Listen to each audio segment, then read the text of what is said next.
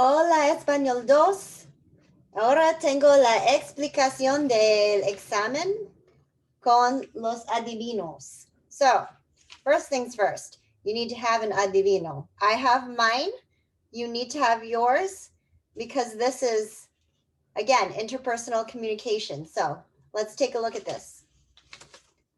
On the outer squares, you need to have 4 different rooms of the house, okay?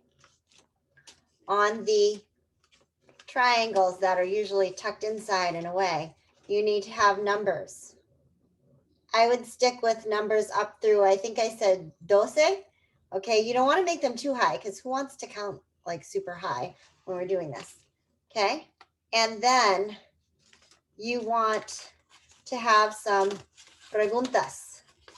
Okay, so las preguntas vienen del ejercicio del cuestionario.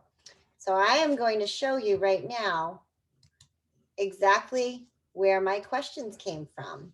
As long as you've been paying attention and following along in class, you should know how to access the questions that we were learning to answer about ourselves as we discuss our households. So if you go into classwork, this was from last week, okay, because I assigned los adivinos to be done with my video tutorial last week. That was ejercicio 33, exercise 33. So right before the adivinos, I had a cuestionario de la casa, and I broke it into 2 parts. But if you look at 30, where my cursor is, cuestionario de la casa, I have both A and B on there. So if you click it and you open it,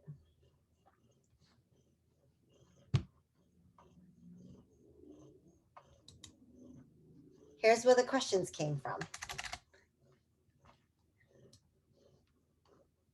Hay 15 en total, okay? And we were working on how to form questions in Spanish. So where do they live? I want you to be able to ask in Spanish. Where do you live? ¿Dónde vives? ¿Vives en un apartamento? ¿En una casa? ¿En un condominio? Okay, how many floors are there? Now, if you didn't get the questions when we were doing them in class, there's no need to worry, because that's why I did parts A and B. I broke this down into 2 homework assignments. So there's, oh, they're out of chronological order. That drives me nuts. So there's parte A, where I actually have them written out, typed out in Spanish for you. Okay, you could pick from 1 through 8, or there's parte B, which I assigned the following night, and that was just the rest of them. Okay, these numbers really should be 9 through 15, but it's okay. Okay, so that's where I get the questions from. It's not a mystery. Some people are like, where did you get those from, Senor? They came from your homework. So if you've been doing the homework, you would know. So I'm going to stop sharing my screen. Take a look again. They're in here. Now, I told you guys you could do 1, 2, 3, 4. You can do 4 questions, or you can even add questions on the inside. Okay, so for the summative, let me show you how we're going to utilize these. I'm going to take turns with you. So I will go first to demonstrate. The person who's using their adivino with somebody is going to hold it out to show them and is going to say, un cuarto. And then the partner is going to pick. So say I was working with Cheyenne, and Cheyenne said, la cocina. Okay, la cocina. So I would have to spell cocina. You need to know your alfabeto español. Okay, I put that, I believe, in the vocabulary tab in case you needed a refresher. So you need to spell cocina.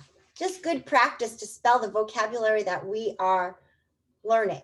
Okay, I know it seems elementary sometimes, but you know, you'll never realize until you go somewhere how, I guess, fundamental and how important it is to be able to spell in another language if you're visiting another country where you can't assume that people are going to know English. Okay, so it really helps to break the barrier down if you could spell things out and then people say, oh, I know what you're trying to say. Okay, so cocina, C O C I N A. And then we have numbers. So I'm going to say to Cheyenne, because that's the person I'm working with, un número, and she's going to pick a número. So she'll pick cuatro. So then I have to count. Counting, another fundamental skill. Uno, dos, tres, cuatro. And then we're back to numbers again. So I just say un número, and then she'll pick ocho. So this time, instead of counting, I open up the tab with ocho and I read the question underneath. Now I have two questions here, so I can pick one or the other. It doesn't really matter. So I'm going to ask Cheyenne, ¿cuántos viven en tu casa contigo? And Cheyenne would tell me how many people live in her house. Okay. Now, she answers this question. I might continue on this topic. So she might tell me, I don't know, 20 people live in my house. And then I might say to her, oh, who are they? How many brothers and sisters do you have? What are their names? Okay, so I could ask you, I could expand on this a little more just to see how far we can carry the conversation. But then Cheyenne would take her Adivino and she would then turn it over to me and I would have to pick a cuarto, okay? And I would have to pick a número. So she'd be spelling the cuarto for me in Espanol. She would be counting in Espanol. And then she would ask me the question in Espanol. And I would have to answer. So because this is relatively short in nature, this little game, you will be doing this with me for 2 rounds. So I'll ask you, you ask me. That's 1 round. I ask you, you ask me. That's the 2nd round. And that's all it is. It's just conversation and how quickly you are able to answer things and how accurately you are able to answer questions. Plus, if I give you an assignment where I want you to review spelling and I want you to review counting, those things are elementary. That Spanish one, I'm throwing that in there because I do not want you to forget the fundamentals.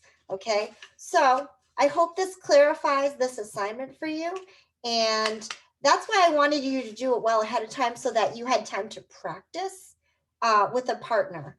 Okay, so buena suerte. If you want to practice with me before the actual test date, you can come into office hours if you sign up and we can play for like a couple minutes. It's only going to take like 5 minutes, if that, very short. And we're going to sign up next Monday like we've done before. I'm going to put the list on Google Classroom and you're going to put your name next to the time slot you plan on coming in, and it will be done for next Friday. So next Friday will be our test date.